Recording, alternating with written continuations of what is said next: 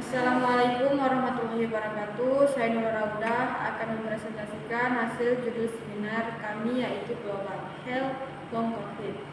Long COVID termasuk ke dalam isu kesehatan global karena dampaknya yang sangat luas, meliputi gejala berkepanjangan dampak pada kesehatan mental, konsekuensi ekonomi sosial, serta tanggapan bagi sistem kesehatan. WHO juga telah mengikuti pentingnya perhatian global terhadap long COVID.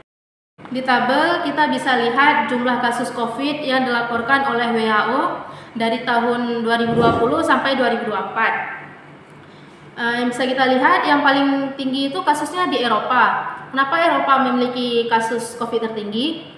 Karena ada beberapa faktor. Yang pertama tuh faktornya peningkatan infeksi. Peningkatan infeksi itu terjadi karena adanya lonjakan kasus infeksi di Eropa, khususnya dengan munculnya Omikron. Omikron tuh dia sangat menular. Terus yang kedua ada pencabutan pembatasan. Di Eropa itu mencabut aturan pembatasan COVID, kayak jaga jarak tuh udah dicabut duluan. Terus penggunaan masker juga udah dicabut, yang berkontribusi pada peningkatan kasus.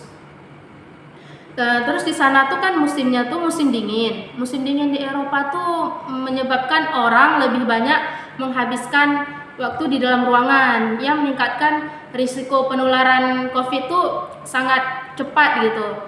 Terus ada vaksinasi. Tingkat vaksinasi yang rendah di beberapa wilayah dan berkurangnya kekebalan dari vaksin seiring waktu juga menjadi faktor. Terus ada protokol kesehatan. Protokol kesehatan di sana tuh udah dilonggarkan, seperti kayak jaga jarak sosial tuh dia tuh kan berperan penting dalam peningkatan kasus. Jadi kalau itu udah dilonggarkan, terjadinya peningkatan kasus tuh cepat. Tadi kan udah dijelaskan kasus COVID di negara luar. Nah, sekarang kita akan menjelaskan tentang kasus COVID di negara kita sendiri. Jumlah kasus COVID di Indonesia itu bisa kita lihat pada tabel. Ada 10 daerah yang paling tinggi kasusnya itu berada di Jawa Timur. Nah, kenapa Jawa Timur lebih tinggi? Karena kepatuhan protokol kesehatan di sana, tingkat kepatuhan masyarakat terhadap pelaksanaan protokol kesehatan di Jawa Timur itu masih relatif rendah. Di Jawa Timur penduduknya lebih padat, sehingga banyak masyarakat yang masih tidak patuh sama peraturan seperti enggak jaga jarak dan enggak pakai masker. Banyak masyarakat yang masih tidak patuh sama peraturan dan juga lemahnya kebijakan kesehatan terkait penanganan wabah di Jawa Timur. Hal ini mencakup respon yang kurang efektif terhadap penularan COVID-19 di tengah masyarakat. Di slide ini kita akan membahas faktor resiko long COVID. Siapa aja nih yang akan kena long COVID? Kalau berdasarkan usia, kita bisa lihat di sini dari umur 2 tahun sampai 70 tahun. Yang paling rentan terkena COVID itu di umur 35 sampai 49 tahun. Karena apa? Karena pada usia ini sistem kekebalan tubuh mulai menurun secara alami, yang dapat membuat seseorang lebih rentan terhadap infeksi. Terus orang-orang di kelompok usia ini seringkali memiliki tanggung jawab kerja dan keluarga yang tinggi, yang bisa meningkatkan paparan mereka terhadap virus karena interaksi sosial yang lebih sering. Selain itu, prevalensi kondisi kesehatan kronis seperti diabetes, hipertensi, dan obesitas itu juga dapat meningkatkan risiko komplikasi COVID-19. Cenderung lebih tinggi pada kelompok usia ini. Faktor-faktor seperti gaya hidup seperti merokok dan kurangnya aktivitas fisik juga dapat mempengaruhi kerentanan terhadap penyakit ini. Di slide ini kita akan membahas faktor risiko long COVID. Siapa aja nih yang akan terkena long COVID? Kalau berdasarkan usia, kita bisa lihat di sini dari umur 2 sampai 70 tahun yang paling rentan terkena COVID itu di umur 35 sampai 49 tahun. Karena pada usia ini, sistem kekebalan tubuh mulai menurun secara alami, yang dapat membuat seseorang lebih rentan terhadap infeksi. Terus orang-orang di kelompok ini seringkali memiliki tanggung jawab kerja dan keluarga yang tinggi, yang bisa meningkatkan paparan mereka terhadap virus karena interaksi sosial yang lebih sering. Selain itu, prevalensi kondisi kesehatan kronis seperti diabetes, hipertensi, dan obesitas itu juga dapat meningkatkan risiko komplikasi COVID-19. Cenderung lebih tinggi pada kelompok usia ini. Faktor-faktor seperti gaya hidup seperti merokok dan kurangnya aktivitas fisik juga dapat mempengaruhi kerentanan terhadap penyakit. Terus kalau misalnya kita melihat dari berdasarkan jenis kelamin, bisa kita lihat kalau wanita lebih cenderung melaporkan gejala atau mencari perawatan untuk penyakit mereka daripada pria. Selain itu, perbedaan respon imun antara pria dan wanita juga dapat memainkan peran. Misalnya, respon imun wanita terhadap vaksin dan infeksi biasanya lebih agresif dan lebih efektif dibandingkan laki-laki, yang mungkin berkontribusi pada perbedaan dalam hasil kesehatan setelah terinfeksi virus corona.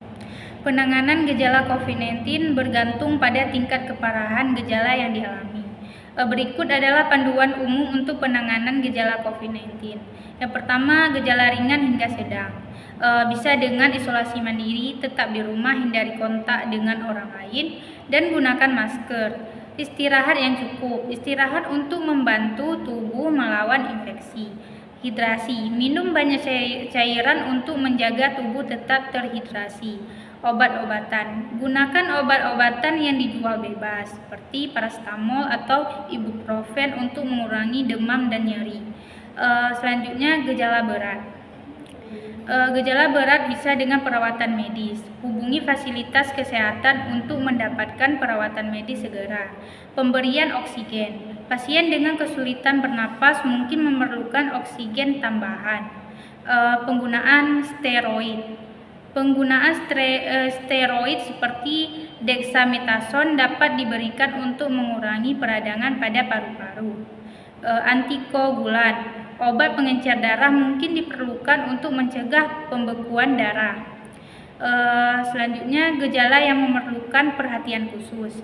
Kesulitan bernapas. Jika mengalami kesulitan bernapas, nyeri dada dan yang terus-menerus, kebingungan atau bibir muka kebiruan, segera cari bantuan medis darurat. Perubahan kesadaran. Jika ada perubahan kesadaran atau sulit bangun, segera cari bantuan medis. Yang selanjutnya, pemantauan gejala. Suhu tubuh. Pantau suhu tubuh secara rutin. Kondisi pernapasan. Perhatikan perubahan dalam pola pernapasan atau tingkat kesulitan bernapas. Selanjutnya, dukungan gizi. Makan makanan yang seimbang, konsumsi seperti sayur, buah, untuk memperkuat sistem kekebalan tubuh. Suplemen jika perlu. Konsumsi suplemen vitamin dan mineral sesuai dengan rekomendasi dokter.